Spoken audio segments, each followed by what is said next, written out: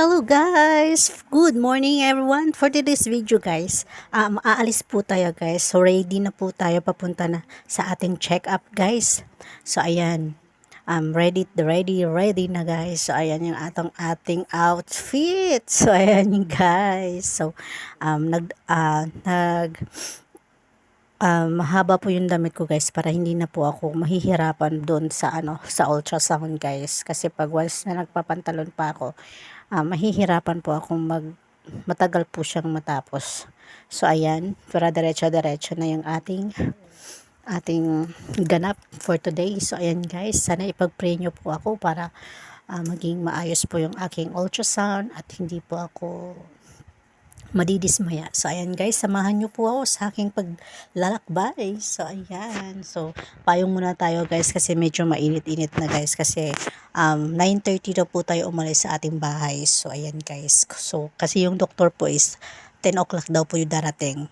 So ayan guys, naglalakad na po tayo para papunta sa labas ng ating tinitirhan. So ayan guys, samahan nyo ako guys sa aking paglalakbay. So sana po maging positive po tayo ngayon guys, at sana po hindi po tayo negative sa ating result. So ayan, kasi sobra po talaga akong grabe talaga po yung ko ngayon guys, kasi hindi ko talaga maiwasan yung kakakaba ng aking dibdib. So ayan guys, so ako lang mag-isa guys, so laban lang tayo sa sarili natin ngayon, mag-isa ka lang. So ayan, so medyo mahaba-haba pa yung ating lalakbay. So ayan guys, dumating na tayo sa ating clinic na ating pinuntahan guys. So ayan, sa HP po pala talaga ako nagpapa-ultrasound guys, dyan sa Jaca Plaza. So ayan, Hypercision Diagnostic Clinic. So ayan guys, andyan na tayo. Waiting na po tayo guys sa ating doktor, na ipasa na po natin lahat ang ating requirements. So ayan, tapos na rin ako nagbayad guys. So mag-wait lang po tayo sa ating doktor kailan dumating, kasi 11 daw po darating yung ating doktor. So ayan guys, yung ating doktor is babae po guys. So ayan,